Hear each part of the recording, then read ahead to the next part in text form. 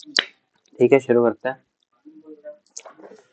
ऐसा देखा नहीं खूबसूरत कोई, जिस्म जैसे अजंता की मूरत कोई, जिस्म जैसे निगाहों पे जादू कोई, जिस्म नगमा कोई, जिस्म खुशबू कोई।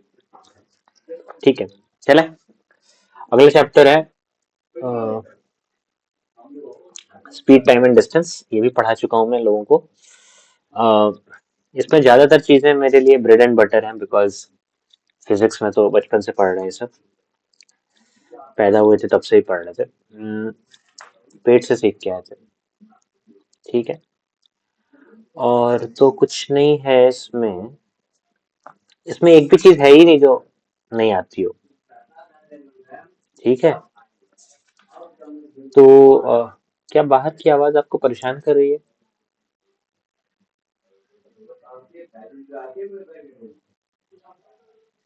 है ना? कर तो रही है। क्या किसी तरीके से इसको रोका जा सकता है? नहीं रोका जा सकता। समस्या है, क्या कीजिए। चलिए, अपना काम करते हैं हम लोग। ऐसे इसमें कोई चीज है नहीं जो मेरे जानने लायक है। ये सब मुझे आता है। ठीक है, तो स्पीड टाइम एंड डिस्टेंस को हम लोग डन मानेंगे। अब आ जाइए इधर।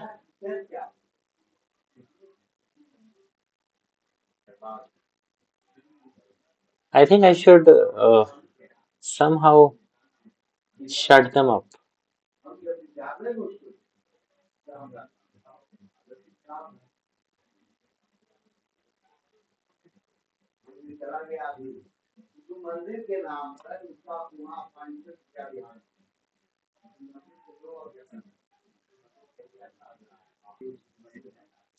आई वुड से कि आप इसको इग्नोर ही कीजिए। संभव नहीं है कि मैं इसे बंद करवा पाऊँ। इसे बंद करवाने का तरीका लास्ट टाइम सरदार पटेल ने यूज किया था, उसके बाद कोई नहीं कर पाया है। ठीक है, तो टाइम एंड वर्क, हम लोग टाइम एंड वर्क शुरू करने जा रहे हैं। ठीक है, तो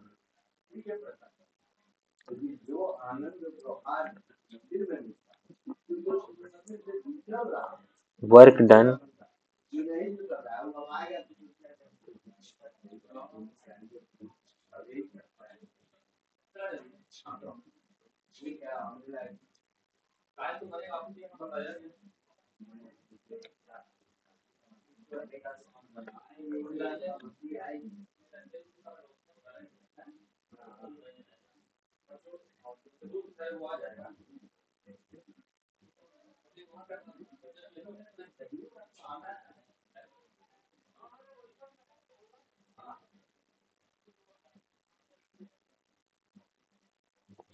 शायद रुक गया।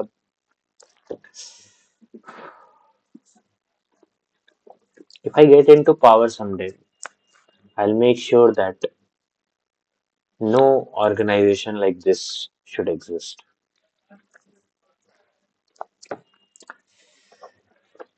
I will not take the name of this organization, but I hate this organization. I hate it from the bottom of my gut. ठीक है, फंडामेंटल फॉर्मूला जो है टाइम एंड वर्क का वो ये है, if M1 men complete W2 work, sorry, M1 man can complete W1 work in D1 days, working for H1 hours per day, H1 hour per day, earns a wages of rupees R1, और similarly है M2 W2 D2 H2 R2।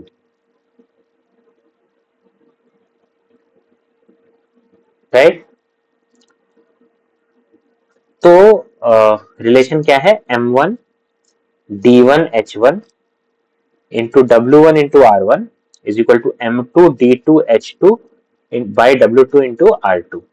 ठीक है, इसका क्या logic, क्या है logic, ये है कि जितने ज्यादा लोग उतना ज्यादा उतना कम क्या कहते हैं काम, राइट। तो लोग और काम एक दूसरे के इनवर्सली प्रोपोर्शनल है। जितने ज्यादा दिन उतना कम काम, या जितना ज्यादा काम उतना कम दिन, तो इनवर्सली प्रोपोर्शनल है। जितने ज्यादा आवर्स पर डे उतना कम काम, है ना, मतलब जितना ज्यादा काम उतने ज्यादा आवर्स पर डे, समझ रहे हो, तो डायरेक्टली प्रोपोर्शनल है। तो इस तरीके से ये संबंधित है कि भाई number of man, amount of work, ये डायरेक्टली प्रोपोर्शनल है। Number of man, number of days और number of hours per day, ये इनवर्सली प्रोपोर्शनल है। और वेजेस नंबर ऑफ मैन के इनवर्सली प्रोपोर्शनल है। इतना बात अगर आपको याद आ गया तो ये फॉर्मूला आप खुद डिराइव कर लोगे। M1 D1 H1 divided by basically MDH by WR। MDH by WR आपका ऐसे हो जाएगा। एक क्वेश्चन बना के देखो। क्वेश्चन है कि 18 लोग 140 मीटर लंबा वॉल बनाते हैं 42 डेज में, देन कितना दिन लगेगा 30 लोगों को 100 मीटर लंबा दीवार बनाने में। तो M1 दिया हुआ है, W1 दिया हुआ है और D1 दिया हुआ है, ठीक है। M2 दिया हुआ है, W2 दिया हुआ है, D2 निकालना है, राइट। तो पहले तो आप 18 इंटू 140, नहीं सॉरी 18 इंटू 42 बाई 140, तो 10 उधर 3, है ना, 18 into 3 by 10 is equal to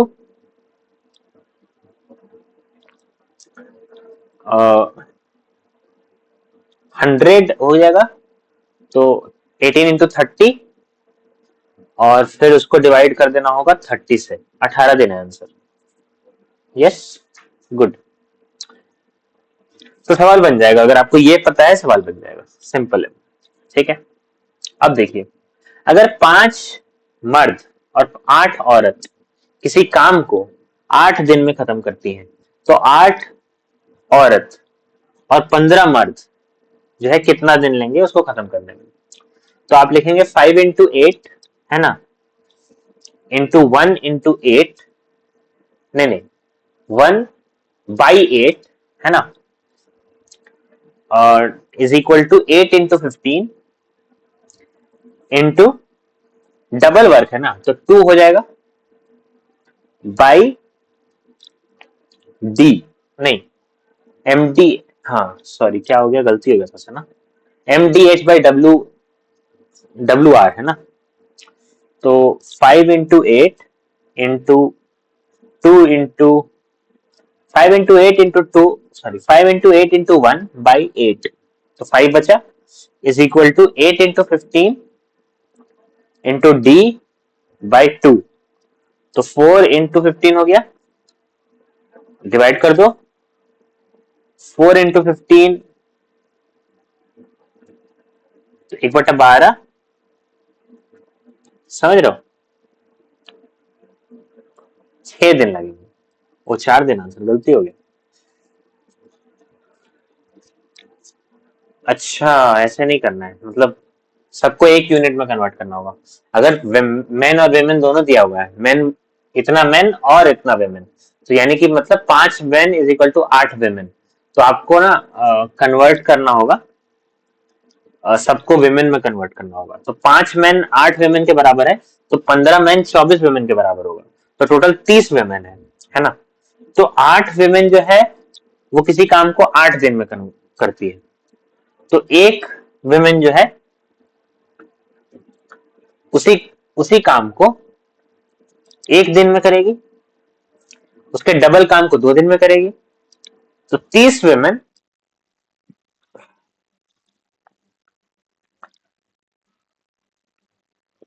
नहीं, मैं क्या करने लगा? नहीं नहीं, गलती गलती लॉजिक कर रहा है, गलती लॉजिक। रुक जाओ। 8 विमेन, इसको ना फटे हुए कागज पे बनाते हैं, ठीक है ना? तो 8 विमेन मल्टीप्लाइड बाई एक काम, नहीं एक काम तो नीचे आता है ना। डेज कितने हैं? 8 दिन है। 8 इंटू 8 डिवाइडेड बाई 1 काम is equal to 30 women into number of days by 2, 15। अरे यार, ये बहुत हार्ड आ गया मामला। अच्छा,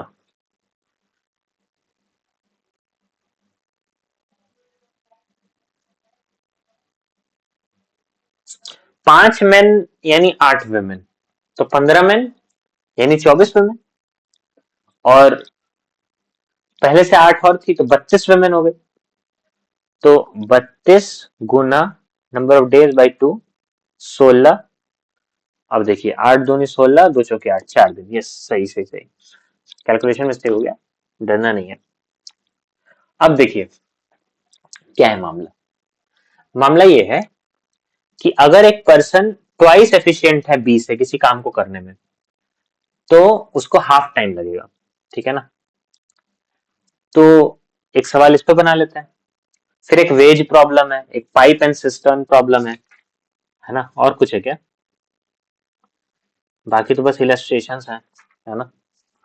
तो आई होप कि हम लोग इसको ढंग से कर लें। जैसे 3 वर्कर है, किसी काम को 12 दिन में करता है ना? 2 of them work twice as fast as the third, ठीक है? तो how long would it take for one of the faster workers to do the job himself? ठीक है, तो मान लेते हैं कि उसको टी टाइम लगेगा। तो टी टाइम दूसरे वाले फास्टर को भी लगेगा, और उसको जो है 2 टी लगेगा, क्योंकि ट्वाइस वाली बात है। अब तीनों मिलकर के 12 दिन में कर रहा है ना? और इंडिविजुअली टी टी और 2 टी में करता है, ठीक है ना? तो 1/t+1/t+1/2t इज इक्वल टू 1/12, यही आंसर है। तो 1/t हो जाएगा 1+1+1/2 इज 5/2, 6, 30 days। Yes, correct. ठीक है भाई, ये तो बन जा रहा है आंसर। वेज प्रॉब्लम बनाते हैं, वेज प्रॉब्लम। वेज का क्या हिसाब है? देखो, वो जो आर था ना, MDH/WR, उसमें आर जो है वो वेज है ना? तो एक कंपनी है, उसमें 15 आदमी है जो 8 घंटा पर डे काम करता है 5 दिन के लिए, वाइल बी सप्लाई 6 मैन। दूसरा कंपनी है जो 6 आदमी प्रोवाइड करता है, जो 5 घंटा काम करता है 10 दिन के लिए, ठीक है? तो अगर 1200 रुपया वेज मिल रहा है, तो ए वालों का शेयर कितना होगा? ठीक है, इंटरेस्टिंग है मामला। तो 15 गुना 5 गुना 8 बटा, वर्क तो सेम रहेगा, wages W1 is equal to 6 गुना 5 गुना 10 बटा 1 गुना W2। तो अब आप W1/W2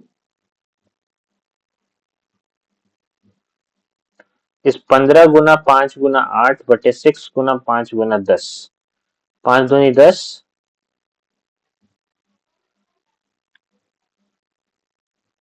नहीं नहीं, एक सेकंड, क्या हुआ? कोई गलती हुई क्या? नहीं, ठीक है, ठीक, 5 से 5 कट गए।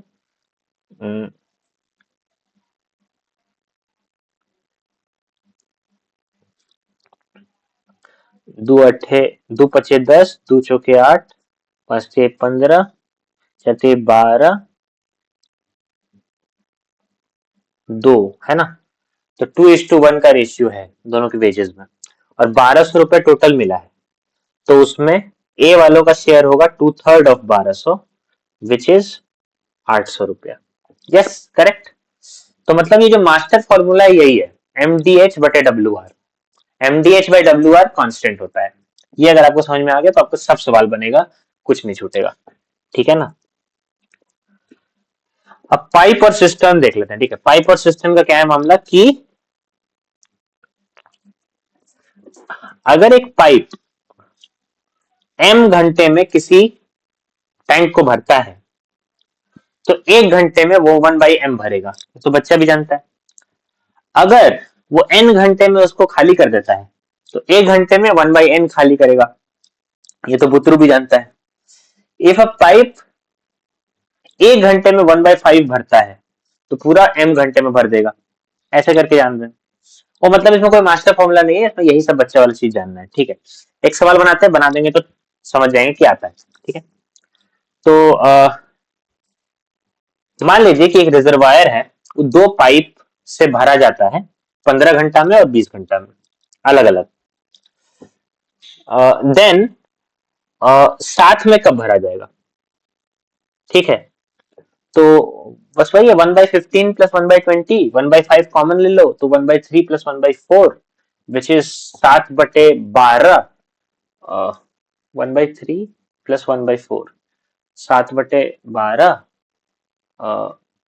7/60 which is 7 8 56, 8 whole 4/7। Yes, correct, perfect. और कुछ छूट रहा है क्या?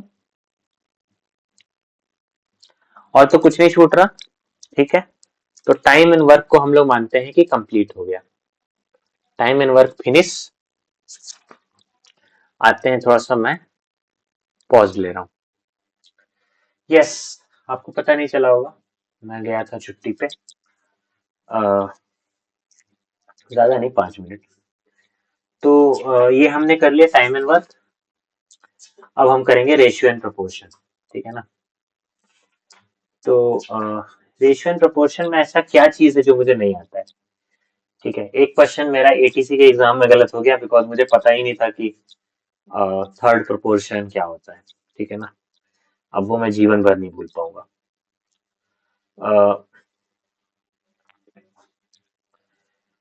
तो वही लिख लेते हैं, है ना। ऐसे तो रेशियो प्रोपोर्शन में सब आता ही है मुझे, ठीक है ना। कुछ फॉर्मूले हैं कि भाई दो नंबर्स ए और बी है, ए इज टू बी के रेशियो में है, कुछ सब्ट्रैक्ट करना है दोनों में से कि वो सी इज टू डी हो जाए, तो वो कौन सा नंबर होगा, इसको सॉल्व भी कर लेंगे, इसको याद क्या करना है।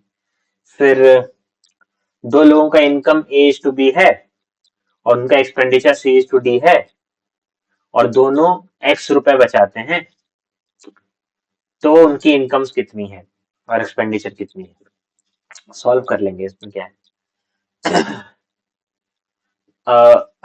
कंटिन्यूड प्रोपोर्शन, ये सब लिखते हैं, ठीक है। कंटिन्यूड प्रोपोर्शन किसको कहते हैं? कंटिन्यूड प्रोपोर्शन का मतलब है कि a is to B is to C, इस तरीके से कि B square is equal to A C, है ना। तो मीन प्रोपोर्शन क्या होता है? मीन प्रोपोर्शन मतलब a is to B is to C, इस तरीके से कि B square is equal to A C. मतलब अगर कोई बोले कि ए बी और सी कंटिन्यूड प्रोपोर्शन में है तो फिर बी स्क्वायर की वैल्यू ए सी के बराबर होगी। और अगर कोई बोले कि ए और सी का मिक्स प्रोपोर्शन बी है, सॉरी मिक्स नहीं, मीन प्रोपोर्शन बी है, तो फिर बी बराबर रूट ए सी हो जाएगा। तो सेम बात है, बस कहने का तरीका अलग अलग है। फोर्थ प्रोपोर्शन क्या होता है? फोर्थ प्रोपोर्शन ऐसे ही थर्ड प्रोपोर्शन, सेकंड प्रोपोर्शन, ऐसे करके होता है। तो फोर्थ प्रोपोर्शन का मतलब हुआ कि जैसे तीन चार क्वांटिटी है ए बी सी और एक्स, तो A is to B is equal to C is to X, तो इसको मैं एक्स को कहेंगे थर्ड प्रोपोर्शन। अच्छा, फोर्थ प्रोपोर्शन, थर्ड प्रोपोर्शन किसको कहेंगे? तो सी को कहेंगे। सेकंड प्रोपोर्शन बी को कहेंगे, फर्स्ट प्रोपोर्शन ए को कहेंगे, ठीक है ना। यूनिटरी मेथड आपको आता ही है, आप बच्चे से यूज कर रहे हैं।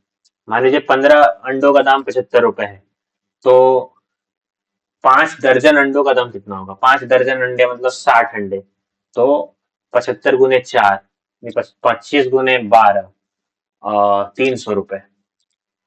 Yes, good. तो ठीक है, और कुछ है? अब आ जाइए पार्टनरशिप में। पार्टनरशिप से बहुत क्वेश्चन आते हैं।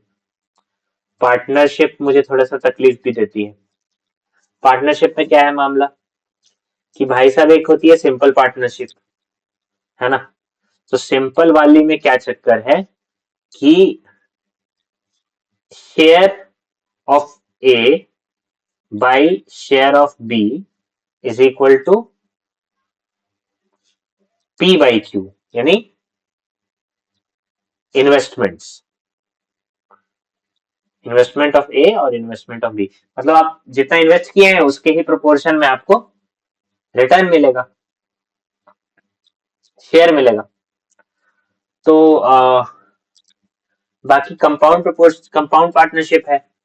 तो मान लीजिए कि आप 6 महीने के लिए किए, कोई साल के लिए किया, तो जितना ज्यादा जो करेगा उसको उतना ज्यादा शेयर मिलेगा। तो share of A by share of B is px by qy, where x and y are uh, times of investment। ठीक है ना। और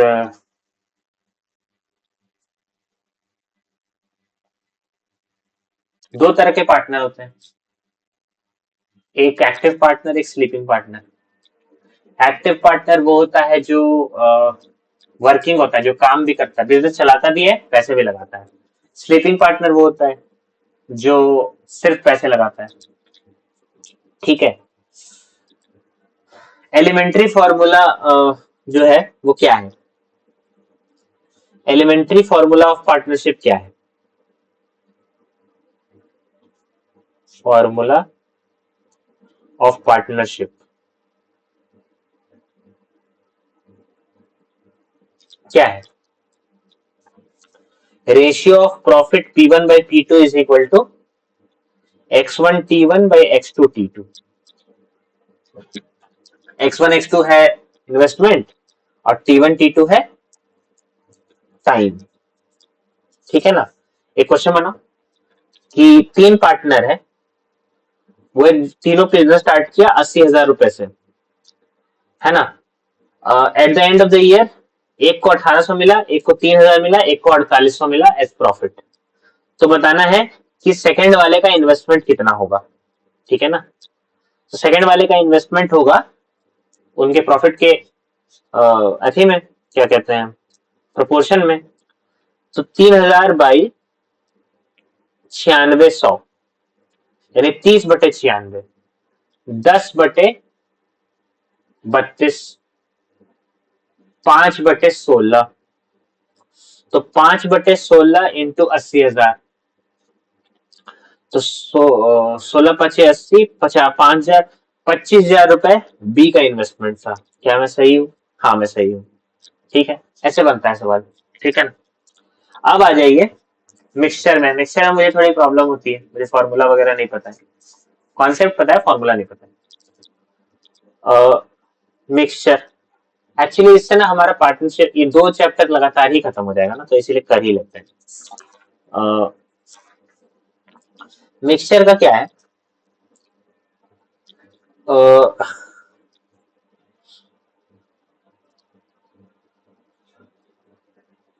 क्या इससे ये कैमरा हिलता है ना। If I move my leg camera हिलता है, कोई नहीं। तो इसमें क्या है, एलिगेशन का रूल ये है, मिक्सचर और एलिगेशन का रूल ये है, quantity of cheaper by quantity of dearer.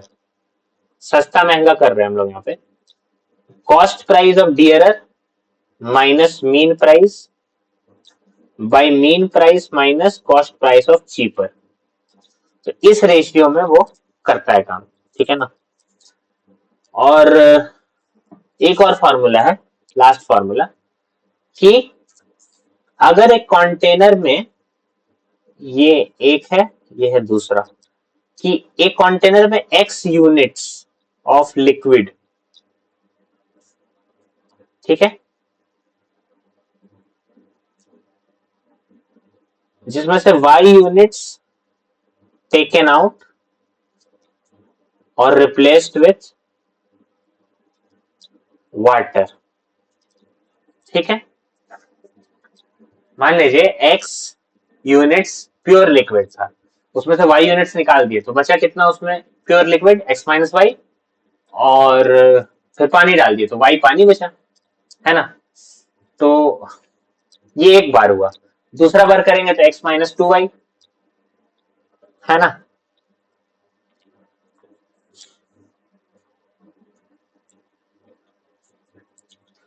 तो n ऑपरेशंस के बाद, सो आफ्टर n ऑपरेशंस, ठीक है, प्योर लिक्विड कितना बचा है, x into one minus Y by X to the power n, ठीक है।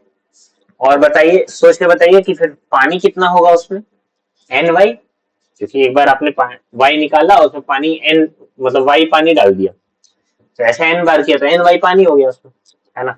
एक क्वेश्चन बनाइए अगर आपको लगता है आ गया है तो।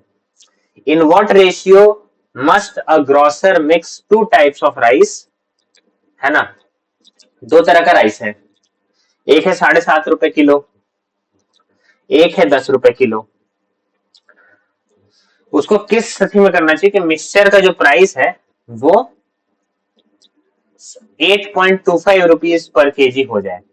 देखो ऐसे तो मुझे ये सिंपल एक्स मान के बनाने आता है, कैसे, मान लीजिए कि रेशियो है,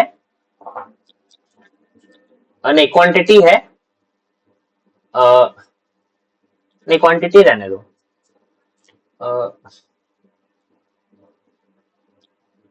रेशियो है एम, है ना, फर्स्ट टू सेकंड का रेशियो है एम, तो दूसरा वाला हो जाएगा 1 - m, है ना। तो 7.5 into m plus 10 into 1 - m is equal to 8.25, इसको सॉल्व कर देगा, बन जाएगा। तो 7.5m plus minus 10m which is -2.5m, और ये 10, तो 10 माइनस 8.25 कितना होता है, 1.75, 1.75 is equal to 2.5m, divide कर दो, तो विच इज 25 सते, है ना, 7 आएगा, है ना, 7 आएगा m का वैल्यू, तो 1 - m से गलती हो गया लग रहा है,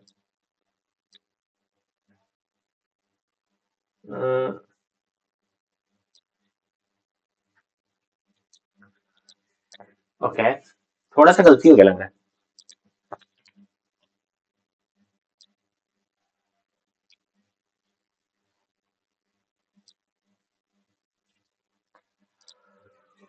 हम्म,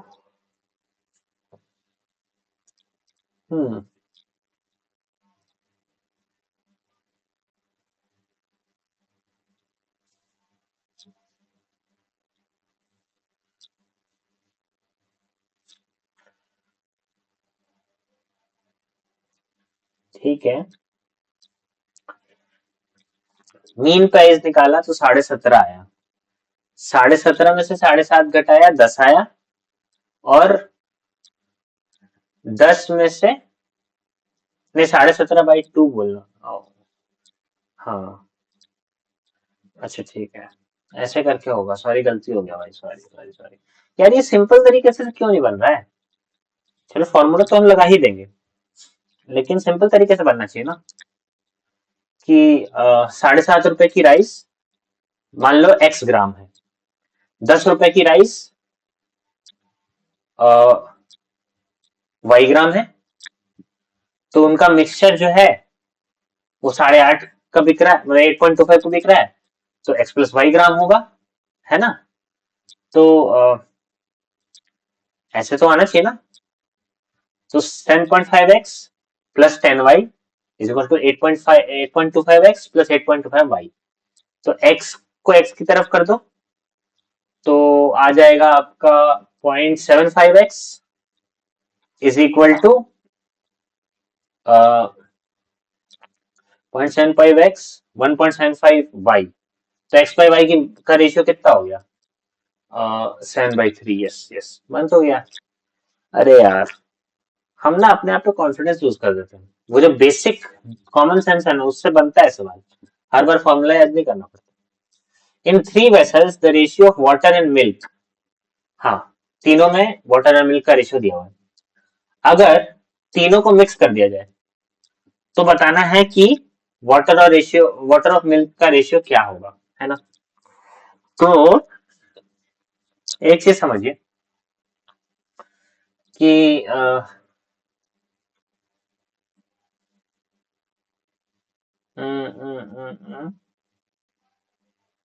अरे बेसिकली इसमें ये करना है कि अगर आप बोलो कि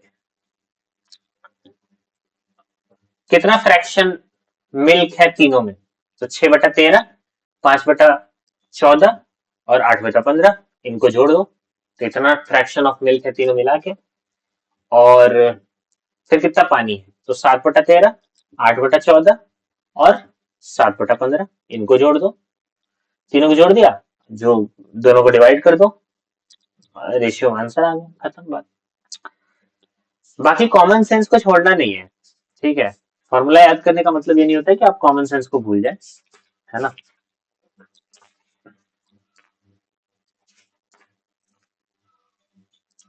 राइट। अब हम लोग पढ़ते हैं प्रॉफिट एंड लॉस। ठीक है ना, जल्दी जल्दी हो जाएगा, ज्यादा देर नहीं लगेगा। यहाँ से सब सिंपल है मामला। कितना हो गया, आधा घंटा हो चुका है ना। ठीक है। हम लोग लास्ट खत्म किए थे इंटरेस्ट पे। हमने 4 टॉपिक कर लिए। तो आइए देखते हैं profit and loss. Order of magnitude आता है क्या सवाल इसका। रैशनलाइजेशन वगैरह आता है, ठीक है।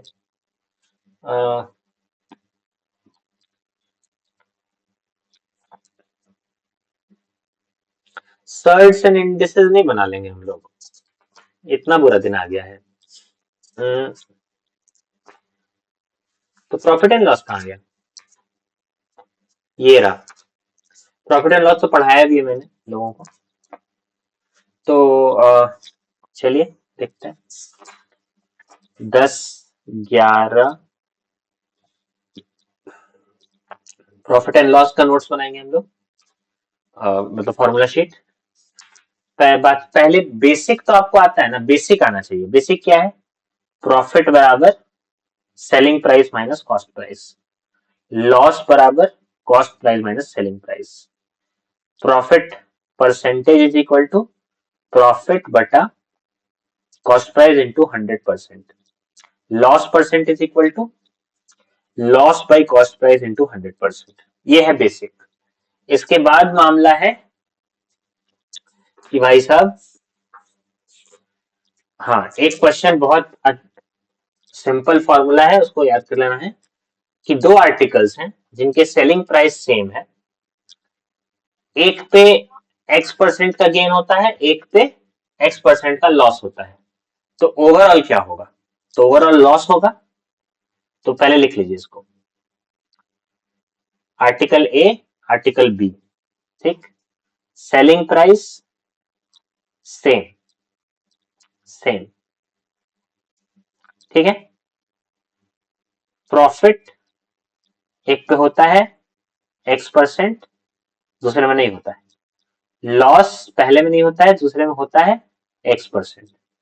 तो टोटल, तो लॉस कितना होगा, X² /100% का, ठीक है। क्वेश्चन, मान लीजिए दो आइटम सेल करता है एक शॉपकीपर सेम प्राइस पे।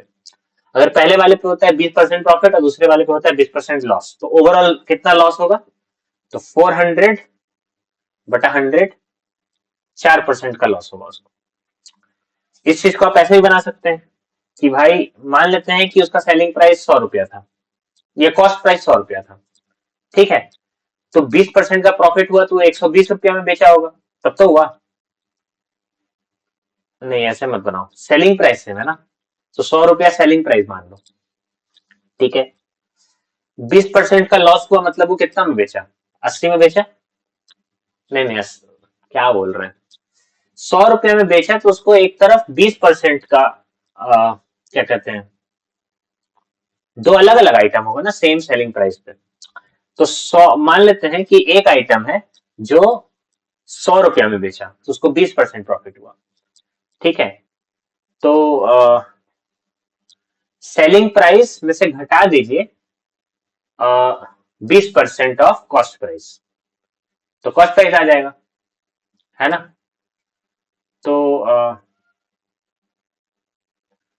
यानी कि x plus 20/100 into x which is 120/100 into x यानी 12/10 इज इक्वल टू आपका 100 रुपया। तो 1000/12 ये है आपका कॉस्ट प्राइस। मुश्किल है मामला, मतलब आपको पहले वैसे वैसे करना होगा, बहुत लंबा मामला है। एक सिंपल ले लो कि भाई अगर दो अलग अलग चीजें हैं जिनका सेलिंग प्राइस सेम है, एक पे प्रॉफिट 20%, दूसरे पे लॉस 20%, तो ओवरऑल लॉस होगा 4% का, मतलब x² / 100%। ठीक है, चलिए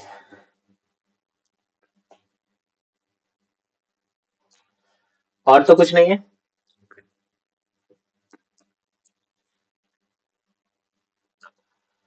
आ,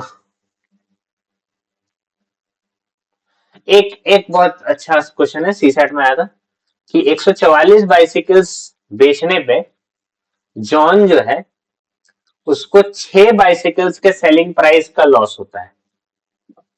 ठीक है ना, तो उसका परसेंटेज लॉस बताना है। तो 6 selling price divided by cost price into 100%। तो कॉस्ट प्राइस मान लीजिए कि x है, तो 144 बाइसिकल वो बेचा है। ठीक है ना, तो 144 बाइसिकल बेचा है, तो टोटल कितना पैसा उस कमाया होगा, तो 144 इंटू सेलिंग प्राइस।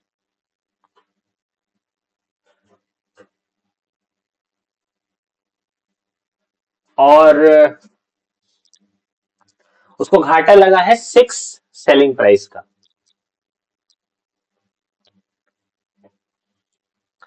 तो यानी कि आप सिंपली कॉस्ट प्राइस और सेलिंग प्राइस का रेशियो निकाल सकते हैं। अगर आप ऐसे कर दें कि 6 SP is equal to 144 into SP minus CP, तो यानी कि 144 CP is equal to 150 SP। तो SP/CP इज 144/150, यानी कि 6×2 = 12, 24 और 24/25, है ना। Selling price by cost price 24/25। तो अगर आपसे प्रॉफिट पूछा जाए, लॉस पूछा जाए, तो आप लिखेंगे 6 सेलिंग प्राइस, ये फटा हुआ कागज में बनाते, ठीक है। 6 selling price divided by selling price minus 24/25 cost price, नहीं 25/24 सेलिंग प्राइस। तो 24 इंटू 6 इंटू 100% आंसर होगा। ऐसा कुछ है क्या, कुछ तो गलत कर दिया।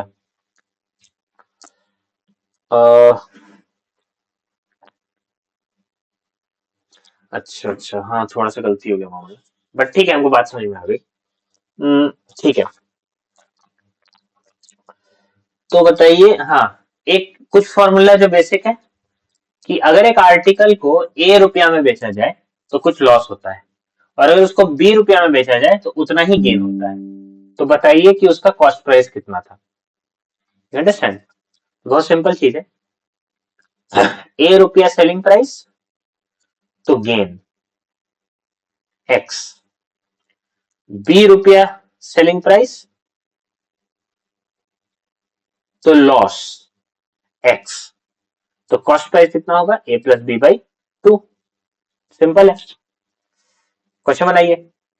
अगर 50 रुपया में हम किसी चीज को बेचते हैं तो कुछ लॉस होता है, 100 रुपया में बेचते हैं तो उतना ही फायदा हो जाता है। तो बताइए कि इसका कॉस्ट प्राइस कितना था, तो 75 रुपया। यस, चलिए।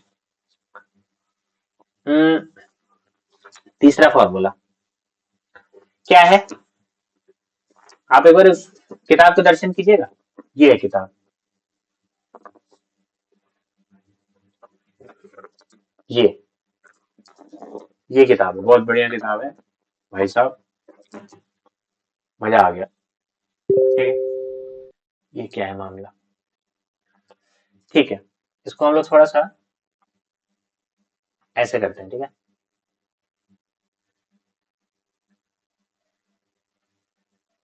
हाँ, चलिए शुरू करें फिर। अगला है, हाँ ये तो ठीक है, आप 20 मिनट लगा दिए, अच्छी बात है, गुड फॉर यू। चलिए, अगला क्या है कि अगर कुछ ए आर्टिकल्स हैं, उनके सेलिंग प्राइस बी आर्टिकल्स के कॉस्ट प्राइस के बराबर है, तो गेन या लॉस परसेंट दिया है B minus A by A into 100%। तो cost price of B articles is equal to selling price of A articles. तो gain slash loss percent is equal to B minus A by A into 100%। Gain if B is greater than A, तो gain होगा, A is greater than B, तो loss होगा। ठीक है ना भाई? तो इसको बना के दिखाओ कि अगर ये पिछला वाला नहीं बन जाएगा इसमें, कि अगर 144 बाइसिकल्स बेचने पे 6 बाइसिकल्स का लॉस होता है, ठीक है, इसका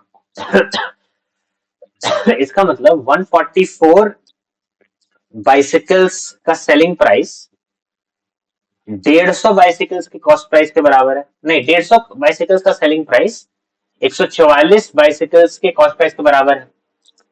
तो अगर मैं आपसे पूछूं कि लॉस परसेंट, तो होगा वो 6/150 इंटू 100 यानी 4%। अंडरस्टैंड? ठीक है, यहां बनाइए 24 आर्टिकल्स का सेलिंग प्राइस 20 आर्टिकल्स के कॉस्ट प्राइस के बराबर है, तो बताना है लॉस परसेंट, है ना? तो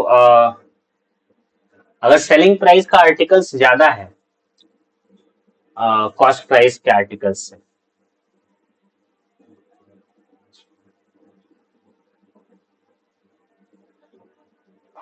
तो यहाँ पे सेलिंग प्राइस जो है का नंबर ऑफ आर्टिकल्स ज्यादा है कॉस्ट प्राइस के नंबर ऑफ आर्टिकल्स से, तो यहाँ लॉस होगा।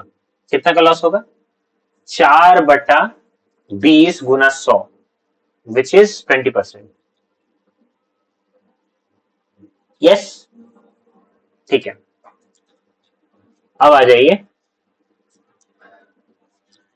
कि अगर ए आर्टिकल्स का कॉस्ट प्राइस बी है और बी आर्टिकल्स का सेलिंग प्राइस ए है, तो गेन और loss percent, cost price of A articles is B और selling price of B articles is A, तो gain slash loss percent is equal to B square minus A square by A square into 100%। यही तो है, नहीं उल्टा कर दिए, A square minus B square by B square, right? अगर A greater than B है तो gain, B greater than A है तो लॉस। ठीक, अगर 10 आर्टिकल्स का कॉस्ट प्राइस है 5 रुपए और 5 आर्टिकल्स का सेलिंग प्राइस है 10 रुपए, तो नेट प्रॉफिट परसेंट या लॉस परसेंट बताना है। पहले तो प्रॉफिट होगा कि लॉस होगा? तो कॉस्ट प्राइस वाले आर्टिकल्स बड़े हैं, ज्यादा नंबर में है, तो प्रॉफिट होगा। कितना होगा profit? 10 square minus 5 square by 5 square which is 5 गुने 15, है ना, डिवाइडेड बाय 5 गुने 5, तो it's 200। Oh my God, what? 5 गुना 15, यह है 5 गुना 5, वो 300%। कितना फायदा? Fair enough. अगर एक आर्टिकल है वो A% के गेन पे बेचा गया है, अगर उसको X रुपया ज्यादा पे बेचा जाता, वो B% के गेन पे बेचा जाता, तो कॉस्ट प्राइस निकालना है ना? तो first gain percent A percent, second gain percent B percent, plus rupees X selling price. तो cost price is equal to rupees X बटे ए माइनस बी इंटू 100%। ए माइनस बी या बी माइनस ए होगा एक्चुअली। ठीक है, चलिए अगर एक बैग बेचा जाता है 6% के फायदे पे, अगर उसको 10 रुपया और देकर के बेचा जाता तो 8% के फायदे पे बिकता। तो बताना है कि कॉस्ट प्राइस कितना है। तो आंसर है 10/2 इंटू 100 विच इज 500 रुपए। यस, है ना। चलिए अब आखिरी फॉर्मूला है, वो है कि भाई अगर एक आर्टिकल ए परसेंट के लॉस पे बेचा गया और उसको एक्स रुपए और में बेचा जाता तो बी परसेंट के लॉस पे बिकता। तो कॉस्ट प्राइस बताना है। तो फर्स्ट लॉस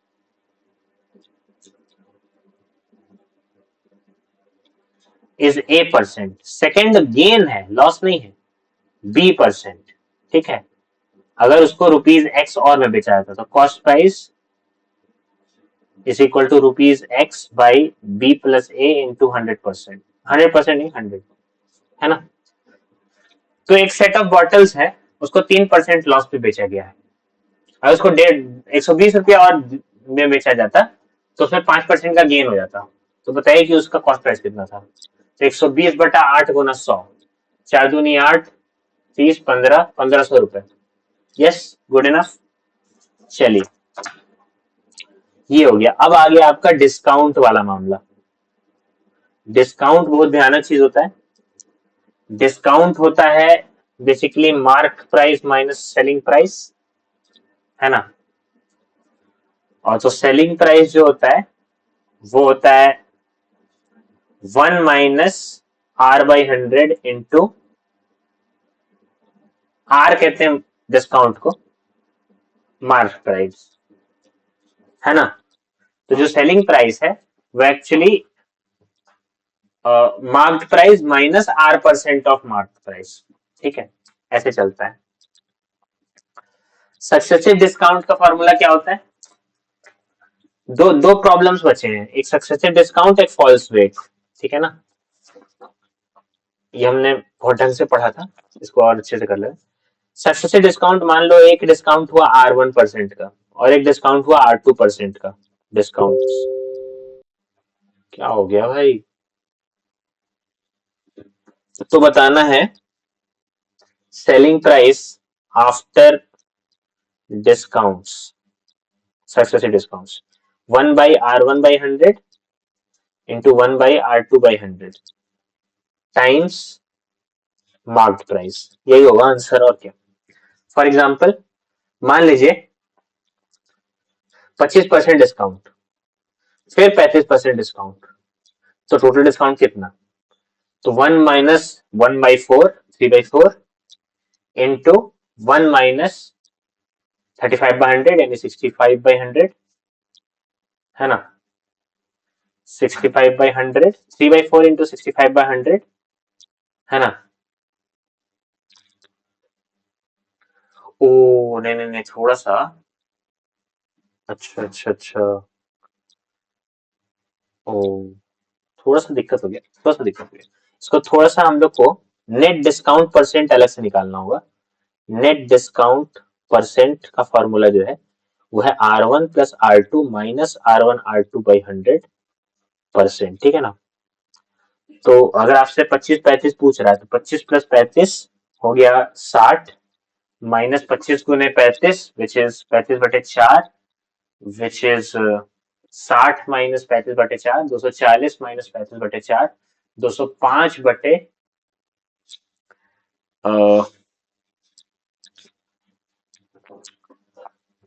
गलती हो गया, हाँ 35/4 था ना। तो 205/4 विच इज 5 × 20, 51.25, है ना, करेक्ट।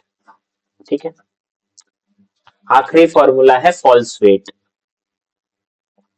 देखो फॉल्स वेट का कॉमन सेंस से भी बन जाता है, ठीक है ना।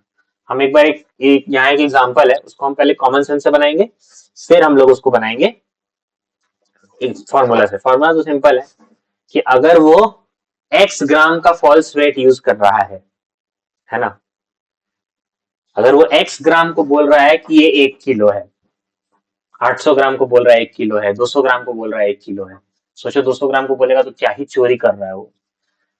तो अगर वो x ग्राम को बोल रहा है 1 केजी, तो उसको कितना फायदा होगा? गेन परसेंट 1000 माइनस एक्स बटे एक्स इंटू 100%, इतना का फायदा होगा। अब चलिए हम दोनों तरीका से, फॉर्मूला से और बिना फॉर्मूला के, एक सवाल बनाते हैं। और ये आया था, कहीं नहीं आया था, ये सिंपल क्वेश्चन है।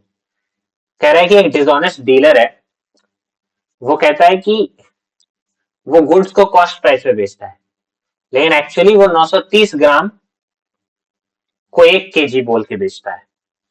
तो बताइए उसका गेन परसेंट कितना होगा? फॉर्मूला से तो एक लाइन का आंसर है। ऐसे भी सिंपल है, कैसे है? मान लेते हैं कि उसका कॉस्ट प्राइस 1 केजी का 100 रुपए है, तो उसको 100 रुपए मिलते होंगे। लेकिन ईमानदारी से अगर वो 930 ग्राम बेचता, 1000 ग्राम के 100 रुपए हैं, तो 1 ग्राम का 1/10 रुपया होगा, तो 930 ग्राम का 93 रुपया होगा।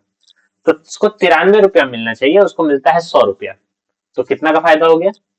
तो 7/93 गुने 100, ठीक है ना। तो अगर हम कैलकुलेटर यूज करें, ऐसे यूज तो नहीं करना चाहिए,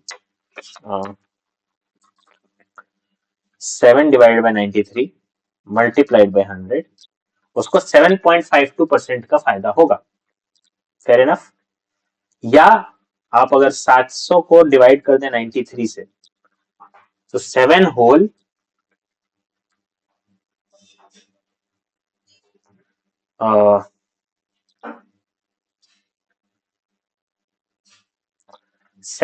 49/93, ठीक है ना। और यही चीज आ रहा है उस फॉर्मूले का यूज करके। अंतर इतना है कि ये वाला जो हम लोग तमाशा किए कि 100 रुपया मान लेते हैं, ये वो कुछ नहीं। फॉल्स वेट आपको दिया हुआ है, आप 1000 minus x by x into 100 कर दीजिए, आंसर आ जाएगा। चलिए, तो हम लोग का प्रॉफिट एंड लॉस का भी बन गया। अब हम लोग परसेंटेज पढ़ेंगे। क्या कुछ परसेंटेज में ऐसा है जो लिखने लायक है? हमको तो नहीं लगता है, देखते हैं। ऑर्डर ऑफ मैग्नीट्यूड तो कुछ है नहीं, फिर परसेंटेज में आ जाइए। तो परसेंटेज में x% of y, y% of x होता है, आपको पता ही है।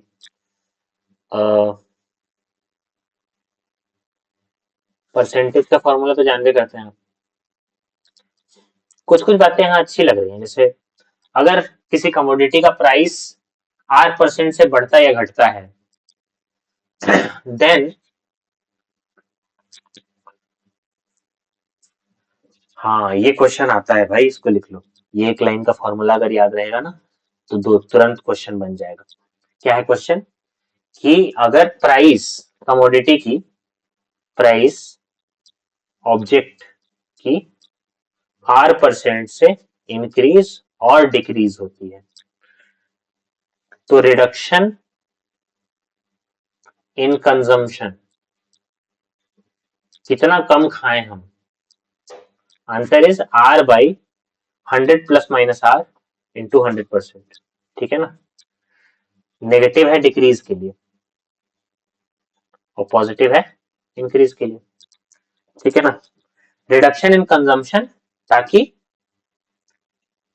एक्सपेंडिचर इंक्रीज ना हो, ठीक है ना। फॉर एग्जाम्पल, अगर अगर चीनी की प्राइस 20% से बढ़ जाती है, तो किसी आदमी को कि अपना कंजम्पशन कितना परसेंट से घटाना चाहिए ताकि उसके मंथली एक्सपेंसेस ना बढ़े? The answer is 20 by 100 plus 20 which is 120 into 100%, which is 100 by 6, which is 50 by 3, which is 16 whole 2/3%। Yes, correct, ठीक है। हाँ, एक तरीका तो ये है कि जो, मतलब जो इज्जतदार तरीका है, ये तो फॉर्मूला हो गया ना। मान लेते हैं कि चीनी का पैसा 100 रुपया दाम है, 20% से बढ़ गया तो 120 रुपया हो गया। मान लेते हैं कि 1 किलो चीनी उसको महीना में लगता है, तो यानी वो 100 रुपया खर्चा करता है चीनी में। अब अगर 120 रुपये हो गया है चीनी, तो या तो अब वो 1 केजी ही कंज्यूम करे, 1 केजी तो कर नहीं सकता, वो 100 रुपया ही खर्चा कर सकता है। तो अगर 120 रुपए किलो चीनी है, तो वो कितना चीनी खरीदेगा अगर 100 रुपया केजी का चीनी है तो 1 किलो चीनी का दाम 120 रुपया। तो 1 रुपया में कितना चीनी, 1/120 केजी चीनी। 100 रुपया में कितना चीनी, तो 100/120 केजी चीनी, यानी 5/6 केजी चीनी वो खाएगा। अब वो 6/6 नहीं खाएगा, वो खाएगा 5/6, है ना। तो यानी कि 1/6 चीनी नहीं खाया, तो कितना रिडक्शन हुआ, तो 100/6 यानी 16.67% वो चीनी खाना कम कर दिया। समझ रहे। तो ये हुआ इज्जतदार तरीका। और सिंपल फॉर्मूला डाल करके आपको करना है तब तो, क्या लिखा हुआ है फॉर्मूला, R/100 +- R इंटू 100%, ठीक है ना। Net effect due to successive increase और decrease in factor and decrease in other factor. अच्छा, ये क्या फॉर्मूला है?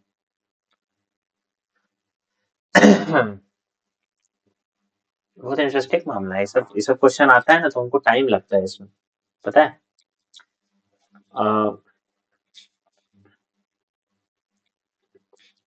हमको लगा था कि परसेंटेज में हमको क्या पढ़ना होगा, लेकिन ये तो ज्ञान के मामला है।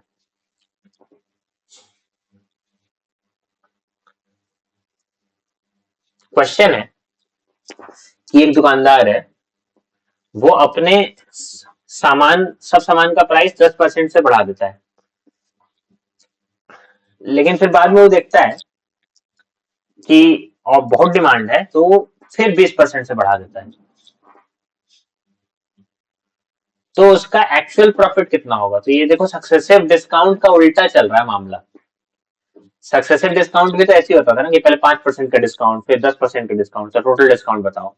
यहाँ पे है पहले 10% दाम बढ़ा, फिर 20% दाम बढ़ा, तो टोटल तो कितना दाम बढ़ा? तो आंसर इज 10 + 20 प्लस 200/100, तो 30 + 2, 32% का उसको फायदा हो गया। यस, तो net profit percent on successive increase in price, ठीक है ना।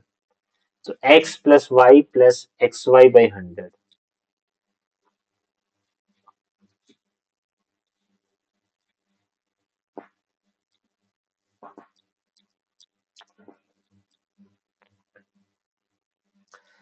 बहुत इंटरेस्टिंग है। देखो, ये बहुत इंटरेस्टिंग है।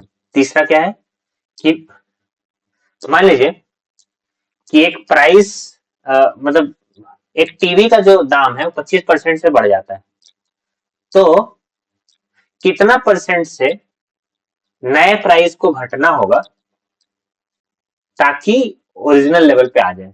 ये वही वाला है कि अगर ए बी से 25% बढ़ा है, तो बी ए से कितना परसेंट बढ़ा होगा वाली बात है। तो मान लेते हैं कि टेलीविजन का दाम जो है वो 100 रुपया है, मान लेते हैं 25% से बढ़ गया तो 125 रुपया हो गया। अब 125 रुपया से वापस 100 रुपया होने में उसको कितना परसेंट घटना होगा? तो 25/125 × 100, तो 20% घटना होगा। सही। इन सब में फॉर्मूला याद करने का क्या जरूरत है, ये तो मतलब कॉमन सेंस है। अब देखिए, वापस आ जाइए, क्या है मामला? मामला है कि भाई साहब, भाई तीसरा के बाद चौथा के बाद छठा कैसे? अच्छा, यहाँ पे ओके, कह रहा है कि the present value of any asset after R% increase decrease per year will be. अरे तो ये तो कंपाउंड इंटरेस्ट वाला मामला है। अरे भाई, कोई संपत्ति है, उस संपत्ति का जो वैल्यू है वो शुरुआत में P था, फिर उसका वैल्यू R% से घटते चला गया मान लीजिए, तो उसका n ईयर्स के बाद कितना वैल्यू होगा? अगर r% पर ईयर घट रहा है तो p into 1 - r/100 to the power n, अगर बढ़ रहा होगा तो 1 प्लस हो जाएगा, है ना? अब देखिए, अगर एक पॉपुलेशन, ये वाला लिख लेते हैं भाई साहब, ये जो है ना, ये आता है सवाल और ये मेरा गलती भी होता है। अगर पॉपुलेशन किसी टाउन का p है और वो r% से बढ़ता है या घटता है, भाई साहब 1 घंटा हो गया, रिकॉर्ड तो हो रहा है ना?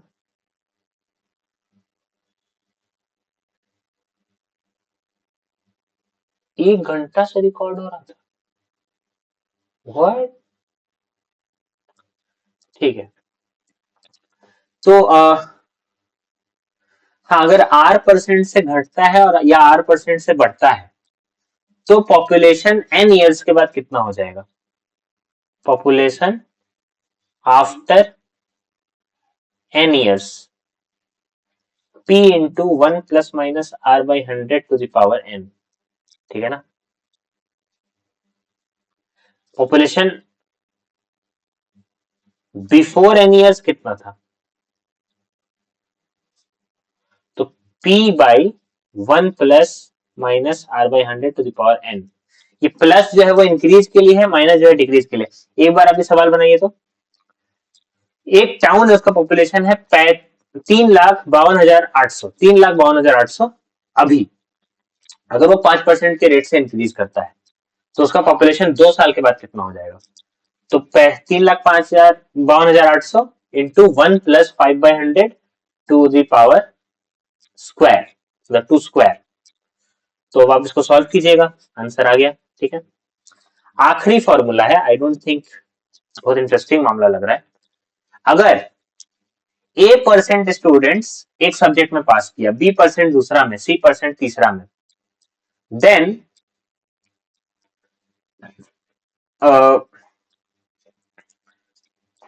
Percent of students pass in either subjects. उन्होंने क्या बोल रहा है, A% पहला में पास किया सब्जेक्ट में, B% दूसरा में और C% दोनों में पास किया। तो बताना है कि, ये तो सेट थ्योरी का सवाल है कि भाई ईदर सब्जेक्ट में, मतलब या तो पहला या तो दूसरा में पास कौन कौन किया। तो ये तो हो गया A plus B plus minus A intersection B, है ना? तो A plus B minus C. और बताना है कि फेल्ड इन ईदर सब्जेक्ट, तो फेल्ड मतलब इसी का तो कॉम्प्लीमेंट, तो 100 माइनस हो जाएगा, ठीक है। तो ये तो लिखने की जरूरत नहीं है, ये हम लिख लिए, ठीक है, अच्छी बात है। परसेंटेज भी खत्म हो गया भाई साहब। एक्चुअली पता है, जनवरी में इसको बनाएंगे ना तो एक पूरा किताब बना देंगे, सोचो फिर कितना पावर आ जाएगा, पावरफुल ब्रेन। ठीक,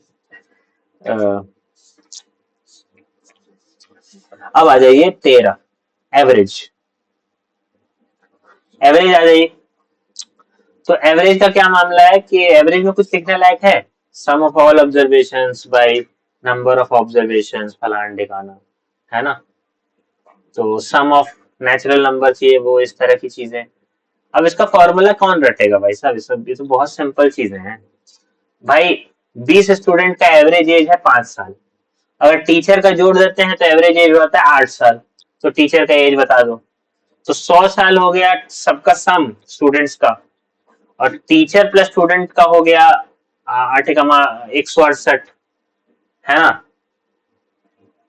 तो टीचर का वेट कितना हो गया? 68 साल। वेट बोल रहे हैं, उम्र।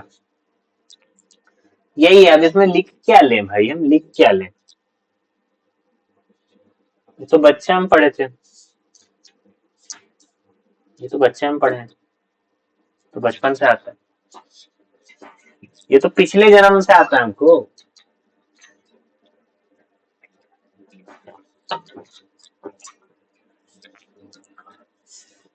पिछले जन्म से आता है,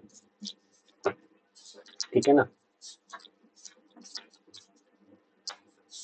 चलिए, तो एवरेज खत्म हो गया। इसको खत्म करने के बाद, क्वांट खत्म करने के बाद थोड़ा सा ब्रेक लेंगे, फिर हम लोग आएंगे रपट के और कर देंगे पर्दाफाश किसका, रीजनिंग का। एलसीएम एचसीएफ में कुछ लिखने लायक है? एलसीएम एचसीएफ शायद एप्लीकेशन वाला पार्ट में हमको थोड़ा सा दिक्कत होता है। जैसे एलसीएम से कौन कौन क्वेश्चन बनेगा? ठीक है भाई, ठीक है भाई। एलसीएम से बनेगा बेल्स रिंगिंग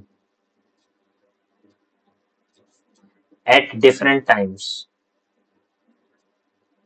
ये वाला सवाल एलसीएम से बनेगा। हम भूल जाते हैं कि कौन सवाल किससे बनता है, ठीक है। और बॉयज रनिंग, बॉयज या गर्ल्स, इसमें बॉयज लिखा हुआ है, सब गधा लोग हैं, सेक्सिस्ट किताब। Boys running taking different times. तो बताना है कि वो सेम पॉइंट पे दोबारा कब मिलेंगे।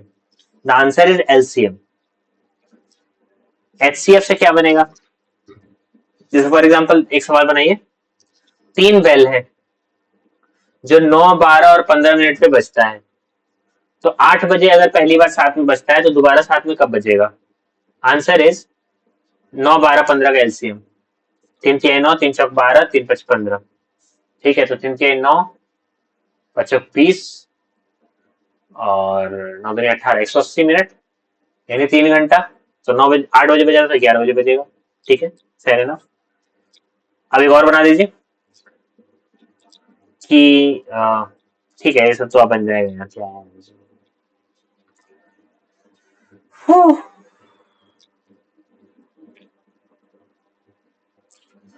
ठीक है, एलसीएम एचसीएफ फ्रैक्शन का निकालने आता है ना। HCF of fraction is numerator का एचसीएफ, डिनोमिनेटर का एलसीएम। एलसीएम ऑफ फ्रैक्शन तो न्यूमरेटर का एलसीएम, डिनोमिनेटर का एचसीएफ, खत्म। चलिए, पॉलिनोमियल और न्यूमेरिकल का आता ही है। एचसीएफ का एप्लीकेशन नहीं आएगा क्या? कॉमन एप्लीकेशन, हाँ कॉमन एप्लीकेशन लिख लेते हैं। तो भाई एचसीएफ का एप्लीकेशन नहीं आएगा क्या?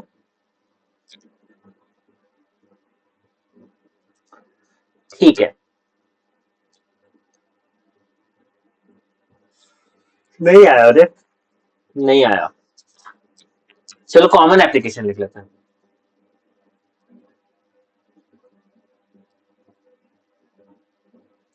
और एक चीज तो आपको पता ही होगा, LCM into HCF is equal to A into B, मतलब दोनों नंबर का मल्टीप्लीकेशन। तो ये सब क्वेश्चन बहुत आता है रे, ये चारों बात लिख लेना चाहिए हमको मेरे ख्याल से। पहला, दूसरा, तीसरा, चौथा। पहला बात क्या है?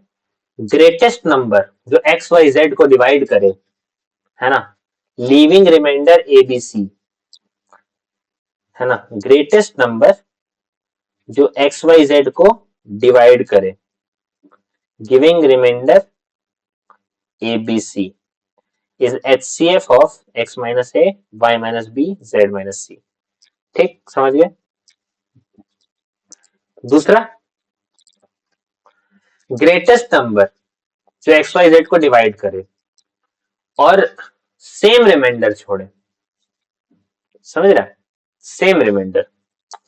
ग्रेटेस्ट नंबर जो एक्स वाई जेड को डिवाइड करे और रिमाइंडर आर आर आर, वो है H C F of X minus Y, Y minus Z, Z minus X.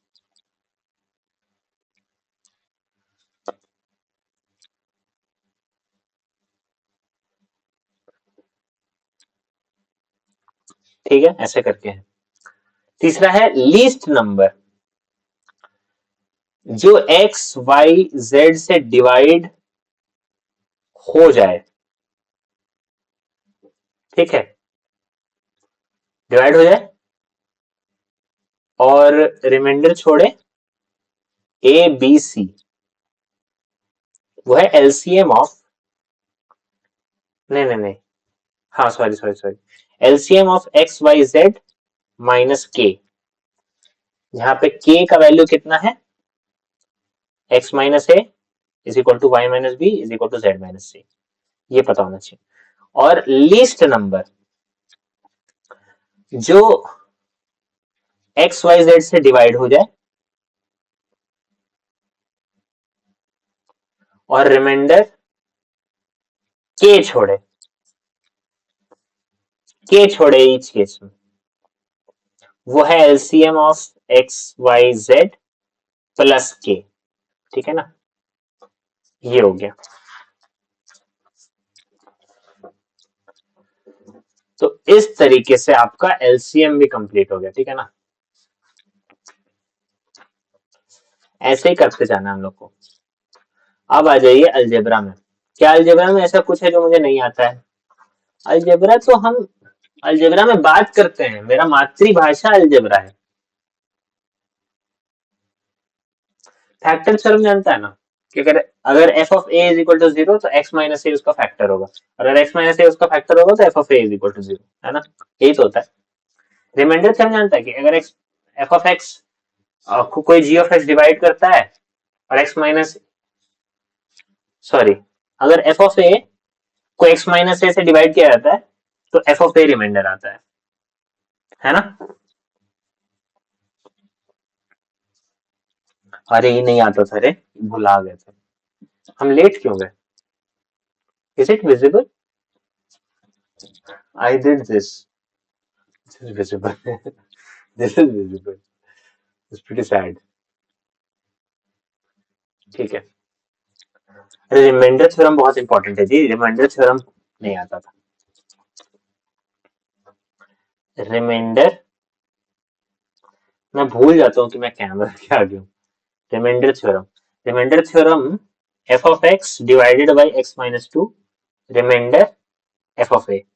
ठीक है ना, सिंपल। ये आंसर मैं भूल जाता फिर प्रॉब्लम होता हमको।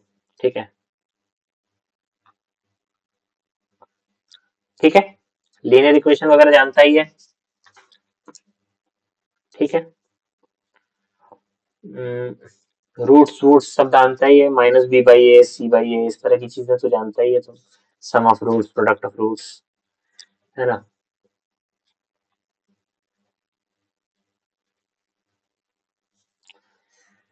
ठीक है, रिमाइंडर थ्योरम के अलावा अलजेब्रा में कुछ नहीं था।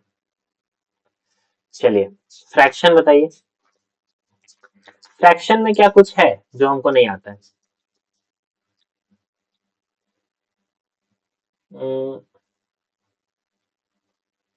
नहीं, सब आता है।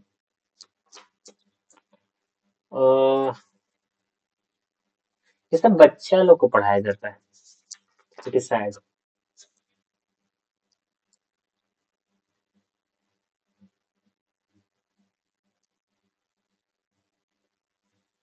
हम्म,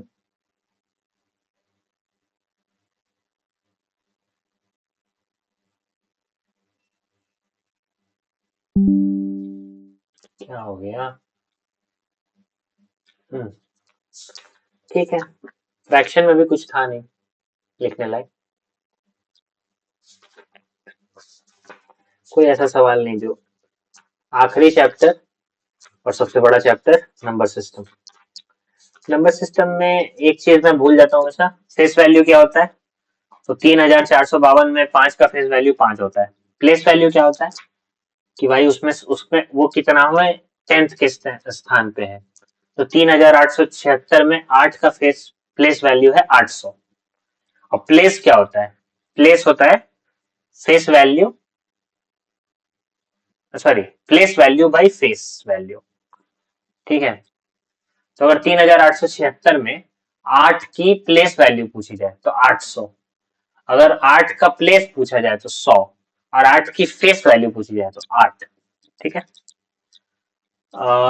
बाकी सम ऑफ नंबर्स वगैरह तो जानते ही हैं, ये सब तो बचपन में पढ़ा था, ये सब तो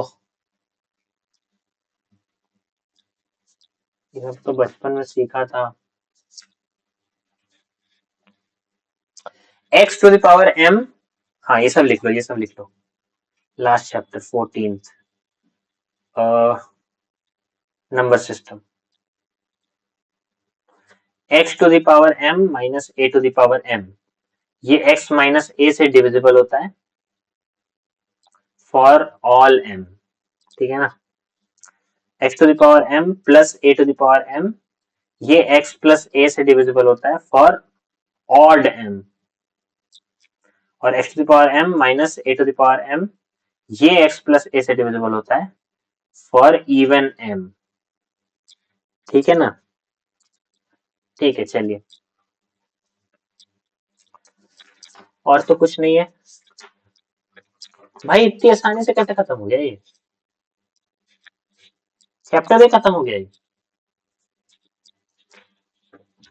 अच्छा अच्छा, एक सेकंड, ये वाला भी तो देखना है। 7 से डिविजिबिलिटी का रूल क्या है कि भाई साहब, अगर वो लास्ट डिजिट है, डिविजिबिलिटी बाई 7, तो 352 का देखो, 35 माइनस 2 इंटू 2, तो 35 माइनस 4 31, ये डिविजिबल नहीं है तो डिविजिबल नहीं होगा। बेसिकली आपको लास्ट डिजिट जो है वो मल्टीप्लाई करके चेक करना है, 2 से मल्टीप्लाई करना है और फिर उस बाकी के डिजिट को उससे घटाना है और फिर निकलेगा। डिविजिबिलिटी बाई 8, लास्ट का 3 डिजिट, डिविजिबिलिटी बाई 11, तो odd minus even, divisibility by, और तो कुछ नहीं है ऐसा जो हार्ड लगता हो उनको, नहीं। अरे यार, ये डिविजिबिलिटी बाई 37 का क्या मामला होता है?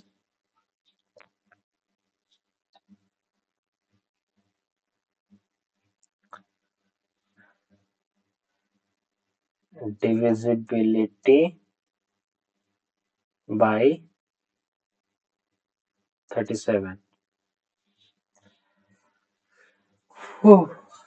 यार ये मेरा नेट क्या नहीं चल रहा है।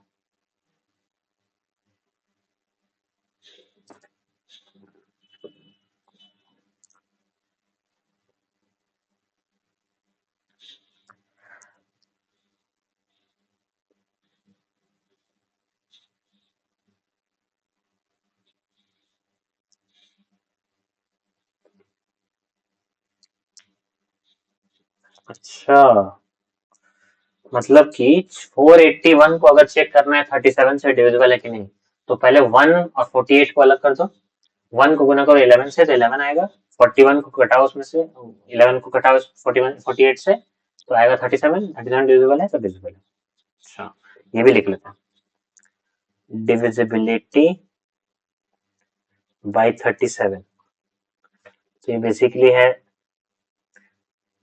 481, तो 48 माइनस 1 इंटू 37, सॉरी 1 इंटू 11, तो आंसर इज 37, तो डिविजिबल, ऐसे करके। और बताओ, ये तो 7 7 7 देखो तो 77 माइनस 7 गुने 11, मुझे 0 हो जाएगा फिर, तो ऑफकोर्स डिविजिबल है ना। ठीक है, और बताओ, तो डिविजिबिलिटी ऑफ 13 की डिविजिबिलिटी जाननी है भाई साहब। 13 बहुत इंपॉर्टेंट संख्या है, 18 का कौन जानना चाहता है? अरे यार, मेरा फोन का ही नहीं काम कर रहा है, क्या मैं सुसाइड कर लूं? लास्ट डिजिट जो है उसको पहचान लो, उसको 4 से गुना करो, उसको remaining part of the number में जोड़ दो। अगर सम 0 आ रहा है या मल्टीपल ऑफ 13 आ रहा है, देन है।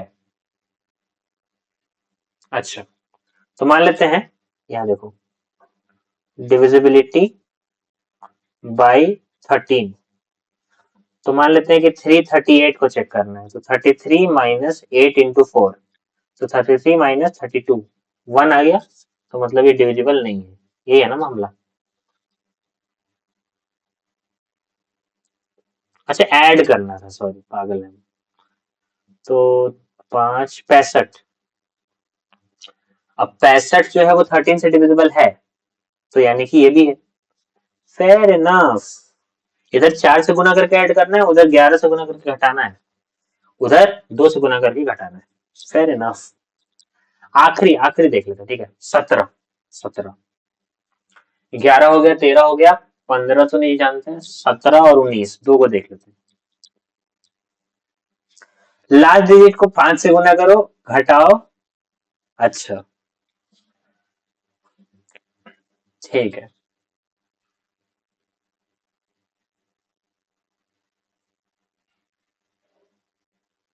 राइट। और 19 का क्या है? लास्ट डिजिट को डबल करो, उसको ऐड कर दो। अच्छा, फॉर एग्जाम्पल अगर हमको चेक करना है कि 990, तो लास्ट डिजिट को हम 990 इज अ बैड एग्जाम्पल। मान लीजिए कि हम 361 को चेक करना चाहते हैं, ठीक है ना। तो 361 में 1 में 2 गुना करेंगे और घटा देंगे, ये तो है। नहीं, ऐड कर देंगे। तो हाँ सही सही लिख लेते हैं सब, ठीक है ना। दो और लिख लेते हैं। डिविजिबिलिटी ऑफ 17 और 19।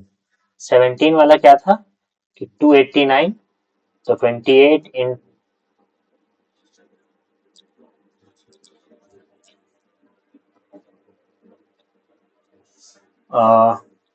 28 माइनस 9 into 5, तो 28 माइनस 45 माइनस 17, 17 से डिविजिबल है तो हो जाएगा 361। तो 36 माइनस 1 into 2, सही, प्लस 1 into 2, 38 डिविजिबल। ऐड किसमें करना है? 13 में और 19 में। और सब्ट्रैक्ट किसमें करना है? 7 में, 37 में और 17 में। राइट। चलिए ठीक है। तो इस तरीके से हम लोगों ने कंप्लीट कर दिया पूरा का पूरा क्वांट। हम वापस आएंगे ब्रेक के बाद और हम करेंगे रीजनिंग, वो एक ही सेशन में पूरा कर लेंगे। थैंक यू सो मच, 1.5 घंटे हो चुके हैं।